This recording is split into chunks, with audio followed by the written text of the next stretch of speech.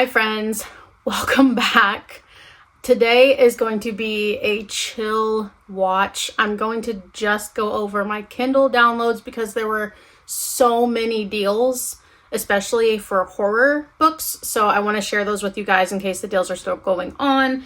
And I also have a small stack of thrifted books, which also are mostly horror focused and one sci-fi horror. So just kick back, relax, get something to drink. One moment here. My medication got upped, so the dry mouth is just dry still.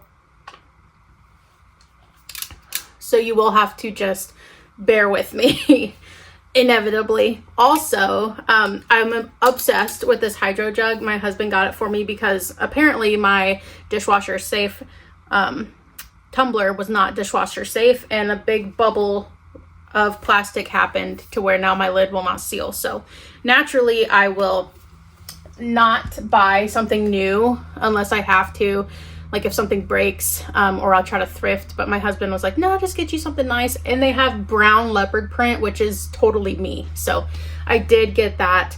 And also I have a current read that I want to share with you guys because yes, I got my nails done. And so I don't know if you can see this. Can you see? I am obsessed with Aura nails, and I've been on a builder gel journey, and these are my natural nails. This is the third fill that I've had, and I've got good length, and I'm finally able to have my almond nail shape back. Thank goodness, because that is my favorite nail shape. So I'm feeling alive. I'm feeling alive, thank God, because the Zoloft was not helping me, but my new nail set in my current read is bringing me back to life. So there's that. Okay, not to get to oh my God, I'm so sorry. If you're new here, this is just how it goes. So I get excited.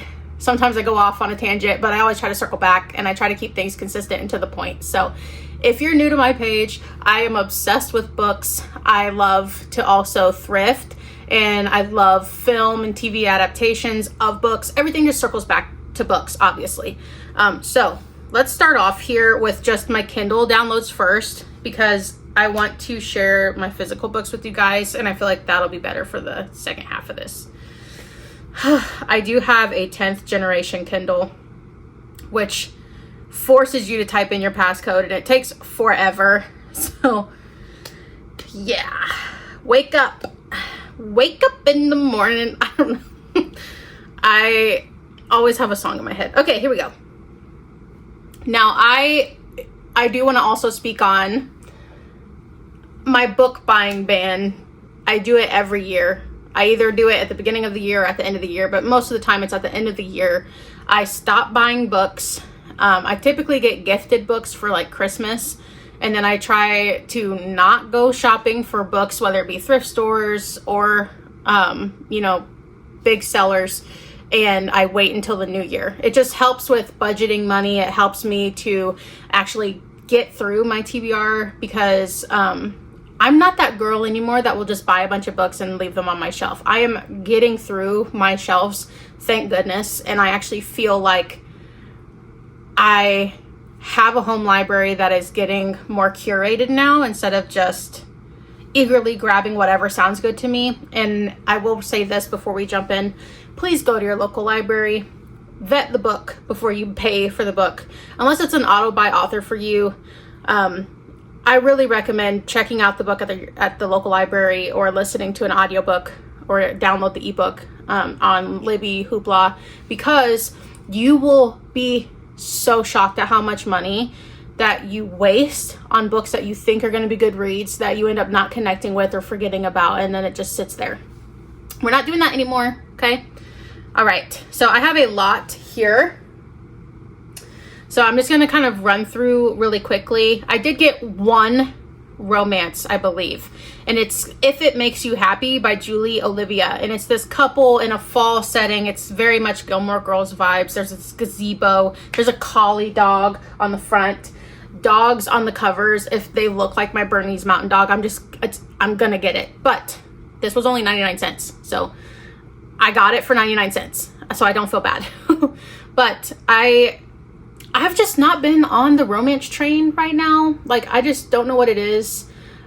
2 years ago, I was in a really big slump, and the dark romance, paranormal romance brought me back. And then it was fantasy. And now I'm in like the horror, classic, gothic lit vibe of my reading, which I've read everything from the beginning, but I really feel like romantasy and most romance is just putting me off for some reason. So that's the only romance I have. Everything else is going to be either cozy, Halloween, spooky, horror, femgore horror, body horror, classic gothic lit. I even have a nonfiction book about the death of Caesar. So, yeah, that's me pretty much. If you had to try to just combine all of my personalities, I guess just look at my Kindle, because it's just kind of all over the place. So I'm so sorry, you guys. This has been the worst intro to a YouTube video, but I'm having a good time. So I'm really feeling it. The nails are bringing me back here. Anyways, I have Andrew Cole's The Cockroach King, which has a really creepy cover here. It's like an emaciated, some type of animal that died outside, my guess. The skeletal remains and bugs. And honestly, let me say this. Every book that I download, which was probably 15 books, were all either 99 cents or $1.99. And I had like 300 points on my Kindle rewards, which is basically $3 off of any book. So all of the books here I bought at a discount. I will go through and save books and wait for a notification saying that they're discounted before I even contemplate buying it, because I'm just not going to spend the money for various reasons. But that book just was on a must-read horror list, and it was like under the folk horror genre, I believe. So I really enjoy folk horror and femgore horror. So far, that seems to be like my subgenre niche that I really like. So a lot of these are going to be either, creepy stories that somehow intertwine with this dark entity, or, families that are maybe out in country settings or more rural settings. Or it could be like cultural horrors that involve these dark beasts, creatures, deities, demons, whatever, that come from the culture and are, like, for example, it's like the Wendigo is like the top one right now that I can think of that seems to be very popular, but stories like that. So I did find a collective that's called Howls from the Dark Ages, which is supposed to be a collective of like old what's wrong with me? Old folk horror. And then I also have Our Share of the Night by Mariana, Enriquez, which is, again, another horror book. I have His Black Tongue, and I did download the second book too because it was part of like some deal, which is supposed to be a more dark, intense horror. So I don't feel like I'm quite as much of a horror newbie now, but I am trying to dip my toe into the more intense horror books, and that was one that popped up to my like recommended books on Goodreads. Next we have A Dog's Heart, which is by Bulgakov, which is more of like a classic literature book, but it has to do with like this man who is like, if I remember it correctly, he's like a doctor or a scientist. I don't remember which one it is, but he basically ends up like connected to this dog, and it's supposed to be really intense. And I want to really push myself with classic literature because I grew up in a lot of AP English courses, and so I've already got the basic checklist done, and I need to really dive deeper with, annotating my books and trying to find more classic literature that I connect with, not just classic literature 101 to mark off just because I can say I've read that. So I'm trying to find stuff that speaks to me, and for whatever reason, this cover is crazy too, because I think it's in the middle of like war times, and so the cover is like this man with a dog head. There's revolvers. There's I don't know, but chaotic, messy. It's fitting. Next we have White Nights, which is another classic lit book by Dostoevsky. And I am trying to branch out. I also want to read The Castle. Lewis's library on YouTube, shout out. He was speaking on how much he really enjoyed The Castle despite it being technically an unfinished work. And so I have not read White Nights. It's like one of the more popular books by Dostoevsky, and I have not read it. So it was on sale for like $1.99. I went ahead and downloaded it because I figured that'll be a good read for this winter. But this is the last nonfiction, I think, and then we'll get back into the horror. The next book is The Death of Caesar by Barry Strauss. And it's basically like the story of one of the most famous assassinations of like our world history. So if you're new here, I'm a huge nerd. I'm a nerd, especially history.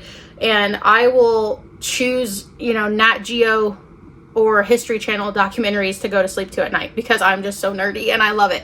So that one really caught my attention, and who wouldn't want to learn more about that messy time in history? I want to know more. Okay. Next we have 2 books by Keith Rawson. I have a NetGalley ARC, The Crone by Keith Rawson, that I'm going to attempt to finish within the next 3 to 4 weeks here. It sounds so good. I think it's the one about the father and the child, and it's really dark. But I downloaded Fever House and Coffin Moon. They both sound really good, and Fever House popped up again on another horror must-read list that I think I saw on Pinterest. So I'm just, this is the thing. If you're going to be a reader at all, you're eventually going to have to branch out. You're going to have to really figure out what you like and don't like. And the only way to do that is by reading more books. So I will try my best to find books that have interested me, but wait till they go on sale. That way I can dive in and I don't feel like it's costing me as much, and I can figure out, okay, I do like this, I don't like that, or this writing style is not for me, or maybe this subgenre is. So I'm doing my best to try to get certain popular books of genres I might not choose while they're on sale, so that I can take that opportunity if they are not available. Because sometimes when you live in a populated area like I do, it's hard to get your hands on these popular books at the library, and I don't want to wait 4 months on Libby. Like, I'm sorry, I just don't want to. So for that instance, I will pay $1 or $2. Next we have Jackal by Aaron E. Adams, which I know I spoke about this before. This is about an African American. I think it's about a girl who like these girls go missing in the woods. Like there's something more sinister behind it, but it also is like another female horror book that keeps popping up. So I really love to read diverse books as well, and I thought that sounds really good. And I love a mystery thriller. Make it spooky yuki. I'm done. Like I'm gonna read it. Let me see here. Okay, Chasing the Boogeyman by Richard Chizmar is another one that is on the recommended list. American Psycho by Bret Easton Ellis, I think. Yeah. Just another one that I have not read yet that I want to try to see if I like or don't like, and it can help me figure out my process throughout these other books. The Burning Girls by C.J. Tudor, who is the author of The Chalk Man. I don't know much about The Burning Girls. It just popped up as a recommended read on Goodreads, and it was like 99 cents on Amazon. Next we have Noelle Ely's The Last to Drown. This book I have been seeing all over social media as a like must-read thriller, super fast-paced, and Frida McFadden, I think, had posted on her page that she loved it. So I heard her and I am listening. Frida, I downloaded the book. Now, I also downloaded Chuck Tingle's Lucky Day. Now, Chuck Tingle is this very popular, trendy author at the moment who is faceless. He chooses to cover his face, so nobody really knows what he looks like. He's very much a internet personality and author, but his books are centered around these very like wild, trippy horror but it's also inclusive, especially with the LGBTQIA plus community. So I saw the book at half price, and the cover is fabulous. I really love the art. It's very, it just captures your eye. Like it stands out amongst the rest. And I did not want to spend the money at that time because I was going to a book event and I wanted to support the small business that was hosting it. So I waited, and then they didn't have any copies at the small business. So I did go ahead and get that book. And I think that was the book that I used my $3 discount. So yeah, that's pretty much it. I think I shared most of the rest with you guys. I did get The Last Time We Drowned by Saratoga Schaefer, who, if you guys aren't familiar, she wrote Tradwife, and it's probably one of my favorite horror books that I've read this year so far. And it wasn't a 5-star read for me, but it was one of my favorite reads. It's so dark and twisted and wild and crazy. It had all the elements of a fun, quick thriller, but make it horror. And I love, again, folk horror aspects because there's a well involved. There's this demon that appears. She makes this wish. She's looking at what all of this will cost her.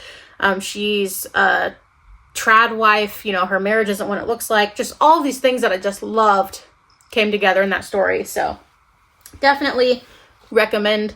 And I do have Saratoga Schaefer's 1,000 Monstrous Forms via NetGalley as well. I'm gonna wait to share my thoughts on those books through Goodreads and Fable and my social media. So if you don't follow me on Instagram and TikTok, it's Sophia Reads Everything, like across the board. So you guys can follow me over there. I typically share every day because what else is there to do? Okay. Now, getting into the physical books, which is like my favorite thing to do. I just love to hold them. I love to open them and close them and open them and close them and read them to you guys and tell you what I thought about them. I'm not weird. I'm not creepy. I don't have a problem. Now, this is the most common, and I'm just going to get this out of the way. The War of the Worlds was a movie that I watched with Tom Cruise as a kid, and I was obsessed. And then I saw Signs. And after that, I'm a little alien freak. I think when it's done well, like AVP, Alien versus Predator, Alien, Predator, those types of movies I am obsessed with. Like, I'm not a sci-fi fan as far as books go. I don't know enough. I haven't read enough to be a stan, but I am well educated with the films within sci-fi, especially like The Fly is probably one of my favorites, like 80s horror sci-fi, but also I just feel like the theatrics, the questions that can't be answered, these other worlds, the true terror, because how do you fight something that's otherworldly? Like, I appreciate that kind of sci-fi. So for me, I have not read The War of the Worlds by H.G. Wells, and it is one movie that I will never forget, and it pops into my head repeatedly. So I realized I did not have a copy, and I'm a mass market paperback girly, and it makes me so mad that a lot of big publishers are not offering mass markets anymore. We'll get into that in another episode, another video at some other time, but look at this cover. Like, the cover art is always better, I feel like, with mass markets. It really gets straight to the point. You get such a small space here to really depict what's going to happen, how the reader is going to feel, an insight. And I feel like they hit every time. So War of the Worlds by H.G. Wells. I'm pushing myself to really try to find myself reading in all the genres, but what I prefer. I'm not a forced reader. I don't want to do that anymore. So I'm only going to go into sci-fi if it's something that I have interest in, and I have to have enough interest to make it worth paying for and putting the space in my house, because I have so many books already that my husband has to build me more shelves. We'll get into that another time too. Now, this is my current read really quickly before we dive in, which is the book that I chose to match to my nails. I thought about getting Aura nails with black and red and then like a gold shimmer over the top, but I just thought it might not work as well. And I thought black and red seem to be the themes here. We're getting gory, and it's also kind of darkly romantic in some sick way. And so I thought we're just going to stick with the classic black and red Aura. Now, these are the books that I got from a friend in book club who was thrifting and was such a doll and told everyone in the group chat, hey, there's books. Does anyone want any? And I was like, yes. So I got these big heavy hitters in the horror genre. So first we have Brother by Anaya Alborn. This is a heavy book, you guys. It says, deep in the heart of Appalachia stands a crooked farmhouse miles from any road. The Morrows keep to themselves, and it's served them well so far. When girls go missing off the side of the highway, the cops don't knock on their door, which is a good thing, seeing as to what's buried in the Morrows' backyard. What? But 19-year-old Michael Morrow isn't like the rest of his family. He doesn't take pleasure in the screams that echo through the trees. Oh, so Michael might not be the killer. He might be the sweetie that they bury eventually or eat eventually, because that's what happens, right? Anyways, sorry. Michael pines for normalcy, and he's sure that someday he'll see the world beyond West Virginia. When he meets Alice, a pretty girl working at a record shop in the small nearby town of Dahlia, he's immediately smitten. Oh no, Michael, no. For a moment, he nearly forgets about the monsters Oh no, I knew it. Listen to this. Calm down. For a moment, he nearly forgets about the monster he's become. It's too late for Michael. But his brother, Rebel, is all too eager to remind Michael of his place. Uh-oh, we've got some sibling rivalry here. And it's not in a good way. Now, I have listen. I've been through a lot of things. This book is not going to be for everyone. Everyone that I have spoken to or that has seen me with this has said, what are you doing? Basically. And I said, this is my cup of joe. This is for me, and I'm going to read it because I got to dissect it. I got to understand. I got to dive deep. You know, I'm a Mr. Ballin stan. I love the, forensic files, unsolved mysteries, 48 hours. Give it to me. And this just, I need to know what happens. It literally says cruel, bone-chilling, and also destined to become a classic. It's definitely on the list of, what did I just read? Too scary to recommend. So I had to buy it. Now, Tenda is the Flesh by Agustina Bazterrica. I have not read this. It's a very short read. All I know is that people are eating people. And it's supposed to be a greater message, the symbolism of, what humans are capable of, and, society, all of these social norms, what happens if they collapse, what happens, if we can't eat what's readily available anymore. I don't know a whole lot about this. It's kind of giving dystopian cannibalism. And so check. I like both of those. I'm sharing too much on here. I hope someone appreciates this. Yeah, I don't know. The cannibal books are popular for a reason. That's all I'm going to say about that. Not that I support cannibalism. Obviously, you're sickos, but I just think that the mental behind it, obviously my psych background, I just love reading about abnormalities, Abby Normal from Young Frankenstein fans. The human brain is so delicate and so intricate at the same time, and there's a lot of cannibalism is in our world history. So I think it's interesting that it's reappearing in femme horror as well, but they're all popular. I've not really seen a horrible review, a 0 star, 1 star of any of these books. Now, last but not least from this little mini pile is Clown in a Cornfield by Adam Cesare. This says, Quinn Maybrook just wants to make it to graduation. She might not make it to morning. That's a hook, okay? Whoever wrote this is winning. Now, this is technically a Harper teen book. So, young adult, but again, old school horror for me, I enjoy. And I didn't grow up reading stuff like this. I grew up in a very strict, devout Catholic household. So I'm enjoying my time now. So basically, this says, Quinn and her father moved to a tiny town. There's a weird clown as the town's mascot. That should have been their first red flag, right? The town only has one factory and it's shut down. So now the town is kind of like dwindling. Most of the town thinks that the kids are to blame, right? So like juniors and seniors at this high school are also notorious for these, you know, big parties where one of them, a girl died. And it says that Arthur Hill's daughter died. I don't know who that is, but... Uh-oh. Someone's here. Sorry about that. Go lay down.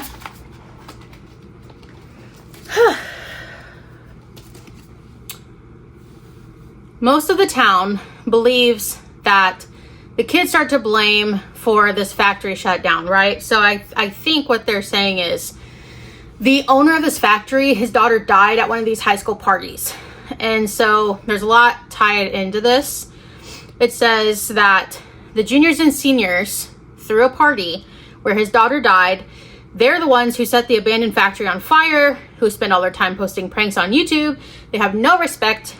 And so for the kids, it's the opposite feeling. So obviously there's this turmoil happening between the young teen population and the elders, the parental figures, the workers. So I don't know what the heck is happening in this book. It sounds like a little Midwest town like the one I live in kind of befalls one tragedy after the next. The town is dwindling. Tempers are popping off. People are getting more and more irritated, more and more frustrated. And there's this creepy clown who's a town mascot. And now it says, one homicidal clown with a pork pie hat and a red nose decides to end it for good. So the clown is going to step in here. I guess things heat up between the kids and the grown-ups. And then you have this psycho clown too. This says, this party starts early and it does not stop until all the bodies have hit the floor. Jeez Louise. All right. Another author, Paul Tremblay, says, Adam Caesar's Clown in a Cornfield starts as a funny and scary retro slasher that cleverly twists and bloodies its way into a very now kind of beast. Okay, Paul. Rejoice, horror fans, new and old, and be terrified of Adam's everyday clown. I think when Paul said a very now kind of beast, they should have put the now like in quotations or something, implying the present day, like very hip, but it just read kind of weird. So anyways, I really like the cover art. It seems very, eerie, creepy, dark, the blood red color is a trend. Now, the last two books I have for you guys, one was a free book. It was an old library book that had been signed out, which is called Small Spaces by Catherine Arden, which, if you're unfamiliar, Catherine Arden also wrote a trilogy that is like fantasy, but also folklore-esque. And it's like Russian with like this winter evil. It's called The Bear and the Nightingale. I think it's book one. I have book one. I've not read the second and the third book, but it shocked me when I saw that she wrote this book because this is a creepy book. And then I also have A Night in the Lonesome October by Roger Zelazny. You guys, I'm not making this up. Zelazny. Okay. So let's start with Small Spaces. On the front, it says Terrifying and Fun by R.L. Stine. Whoop, whoop. When 11-year-old Ollie finds a disheveled, weeping woman by the river, threatening to throw a book into the water, she doesn't think. She just acts, pulling the book from the woman's hand and running away with it. As Ollie begins to read, she finds herself entranced by a creepy tale, Small Spaces. Set on a farm hundreds of years earlier, it is about a girl and two boys who loved her, and a peculiar deal struck with the Smiling Man, a sinister specter who grants your most tightly held wish, but only for the ultimate price. This is giving 2026's film Obsession vibes, okay? The guy wishes, snaps that thing in half, but bam! his wish will come true, but at what cost? So it says, Ollie is still reading the next day on a school trip to a local farm with a haunting history. There, Ollie discovers not only that the farm is run by the woman whose book she stole, but also the graves of the very people she'd been reading about. Holy smokes. Okay. More alarming is what happens on the way home. The school bus breaks down. Oh no, it's giving Jeepers Creepers too. Leaving his students alone with the oddest bus driver ever. Ollie warns... Oh, sorry. You guys, oh my God, what's happening? The driver warns Ollie's class that someone or something will soon come for them. It's at this moment Ollie receives a chilling message on her digital wristwatch, which has been broken for months. It gets better and better, I swear. The watch suddenly spells out, run. As night descends and scarecrows in the surrounding fields seem to crowd close, watching them, Ollie thinks the watch might be right. Joined by only 2 of her classmates, Ollie takes to the woods with one last word of advice from the bus driver ringing in her ears. Avoid large places at night. Keep to small spaces. Ooh! Oh my God, this might be a favorite. This says, this book scared the snot out of me. Fast-paced, spine-tingling, delightful. Why are people writing this? I defy you to read the first 2 chapters without staying up the rest of the night to finish. I don't think that's proper grammar. I defy you? Demand? I don't know. I'm not kidding you guys. That's what it says. Anyways, moving on. This says, is it a mystery, a fairy tale, a horror thriller? As the suspense gripped me, I just wanted to know one thing. What happens next? Terrifying and fun. R.L. Stine. Okay, let's open it up here and see. Let me just pick a random page. Okay. Ollie broke in hurriedly. I think you're right. She wondered if she should tell Brian and Coco about her watch, about what she thought it might mean. But she couldn't. She was afraid of seeing pity in their eyes, sympathy face, of having them tell her that hope had clouded her judgment, that her mom wasn't really talking to her. There's more to this. There's already a lot here that it's promising, but there's more going on. I'm excited for that one. And last but not least, A Night in the Lonesome October. This, I think this popped up as like another like old school horror must read. And it does say the last great novel by one of the giants of the genre by George R.R. Martin. Okay, George. Under cover of the murky London gloom, a knife-wielding gentleman named Jack prowls the midnight streets with his faithful watchdog Snuff, gathering together the grisly ingredients they will need for an upcoming ancient and unearthly rite. Folk horror for sure. For soon, after the death of the moon, black magic will summon the elder gods back into the world. But Snuff and his master are not alone. All manner of participants, both human and not, are above... Oh no. With their ancient tools and their animal familiars in preparation for the dread night. It is brave, devoted Snuff who must calculate the patterns of the game and keep track of the players. The witch, the mad monk, the vengeful vicar, the count who sleeps by day, the good doctor, and the hulking experiment man he fashioned from human body parts, and a wild card American named Larry Talbot. Larry Talbot! That's the Wolfman. All the while keeping things at bay and staying a leap ahead of the great detective who knows quite a bit more than he lets on. Some have come to open the gates. Some have come to slam them shut. As the hour approaches, let the game begin. Oh my God, this is crazy. This is like a story with all of my favorite monsters in one. This is perfect for like spooky Halloween reading. I might just have to read this in like September or October for my themed reading. But this is totally giving Universal Studios monsters, horror, like classic horror, old horror, you know. Larry Talbot's in here, so I know that they've got the Wolfman. That's crazy. Okay, friends, this video was a bit of a mess. I ain't gonna lie to you. We all know what it was. But if you still had a good time here with me, please like this video and subscribe. You just never know what you're going to get. I have been working on my read, watch, and review series. I just finished watching the James Dean version of East of Eden, which is the very old Alfred Hitchcock adaptation of John Steinbeck's East of Eden. And there's a lot to dissect. There's a lot that's different between the book and the film, because the film seems to take a different approach here, which is fine, but I have a lot to say on that. And then I also am excited because I only have 2 more episodes left of The Other Bennett Sister, which follows Mary Bennett's story in Jane Austen's works, Pride and Prejudice most famously. But Mary Bennett is kind of the outcasted sister amongst the group, and you get to see her perspective and her story in The Other Bennett Sister, which I gave a 5-star rating to. I loved that book.